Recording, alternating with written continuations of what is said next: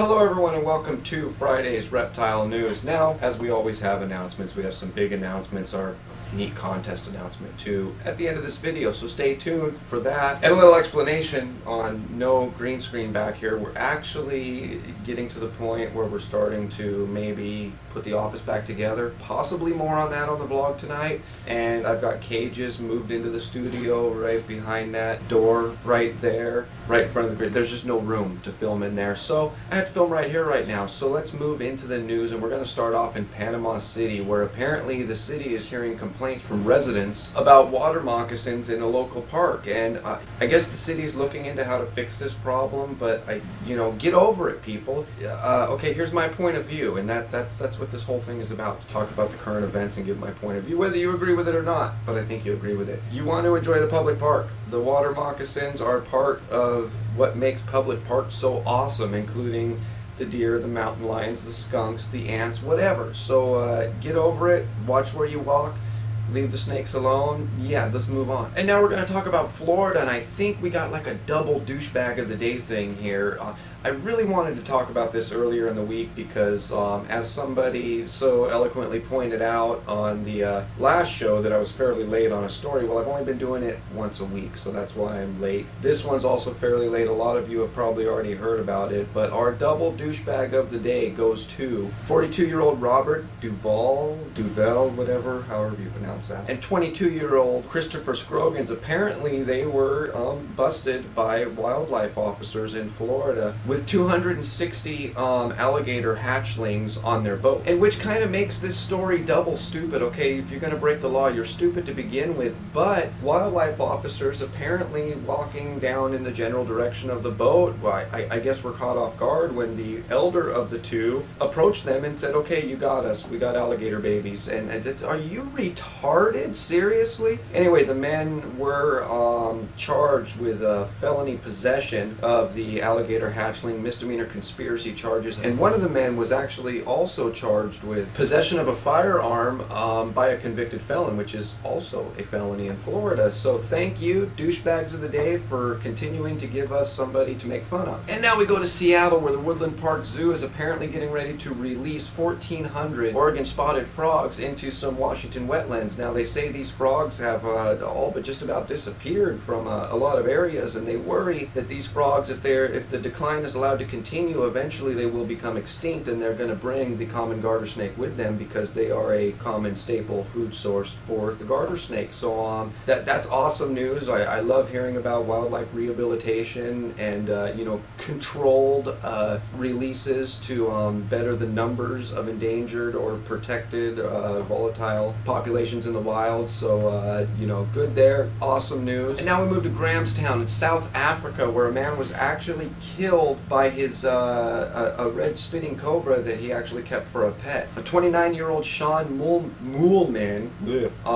actually he did hold permits for all 89 of his snakes, so that's awesome news. Death is a tragedy, especially for a responsible keeper in our hobby, but local officials are saying that they have to wait for a lot of coroner's reports to come back, because they say while the red spinning cobra can cause temporary and sometimes permanent blindness, a fatality from getting the venom spat in your eyes is extremely rare. So they're waiting to, I guess, see what the coroners dig up in that case. Our thoughts, of course, do go out to his family, and hopefully the snakes will be turned over to some sort of educational facility or other keepers who are going to continue responsibly keeping them, and hopefully they're not destroyed. And hopefully, if you watch Daily Reptile News a lot, the name Jim Dix, that's D-I-X, perverts, will be familiar to you. Jim Dix is the animal rescuer out of Utah that was forced to relocate all his animals, which include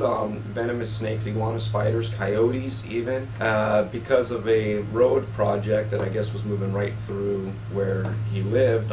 Good news, Jim has found a new location, and now apparently his biggest chief concern is moving all of these animals, some of which, like I said, are venomous. Jim's been running his rescue for 18 years and is one of the only people in the state that is licensed to handle venomous, dangerous animals. So that's awesome news that, we've been following this somewhat closely since it started, and he actually, October 2nd was the deadline for him to get all his animals and himself out of there, which he made, and we wish him luck in the future. And if he sees this or any of you know him, it'd be awesome to hear from him. Yeah, sweet news. More venom oiker. No way am I going to talk about that.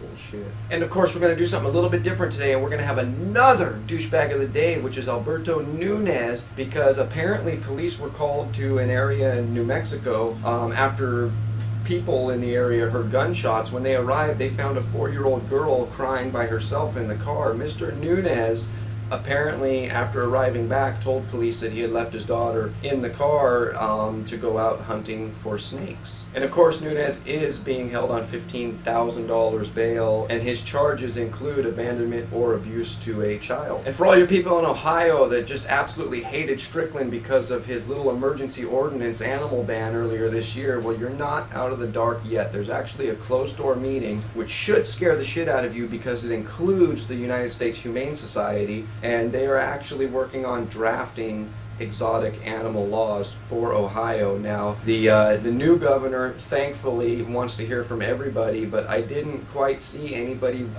representing the greater reptile keepers community, such as US Ark or anything, in the list of people that are included in this closed-door meeting. So you're not out of it yet. You're still encouraged by myself, by everybody that really cares about their hobby and the future of their hobby, to send in your letters, be responsible about it. It appears that this governor is actually trying to work with people. So yeah, send in your letters, be responsible about it, and you know, hopefully it doesn't, I hope it doesn't turn out too bad for you guys, because Ohio's a pretty awesome place, and I'd hate to start hating. Which brings us to our 2 announcements. Announcement number 1, starting today, right now, Daily Reptile News back to 3 days a week. Videos are back to 3 days a week. You guys asked for it. Some of you don't like it. I don't care. Most of you asked for it, so we're back to 3 days a week starting now, so your next scheduled episode will be on Monday. And number 2, the first big contest. It's fairly controversial with a few people. I've been trying to work out details, but I finally thought, screw it, I'm just going to do it. Hey, that rhymes. Cool. So yeah, one of you lucky viewers is actually going to win a free Cornsnake, one of Oki's babies. There's been a lot of good things said about Oki. If you didn't see the grass fire video, go back and watch it. Oki's an awesome Okatee Cornsnake, and as many of you know, 5 of her eggs actually did survive from the clutch, and they hatched, and most of them are eating now. Most of them are called for, but we've got 1 or 2 left and don't really know what to do with them, so I thought, screw it, I'm going to give them away. I'm still working on contest rules and guidelines. Those are all going to be posted in the DRN forums. You should be there anyway, so yeah, win a Cornsnake, be awesome, and that has been all your news for this Friday. If you'd like to read any more of these stories, those links right down below here in the description. And as always, if you're still watching, my name is Jason White. Now you know what's going on in the reptile world. Be good to each other, and we'll see you on Monday.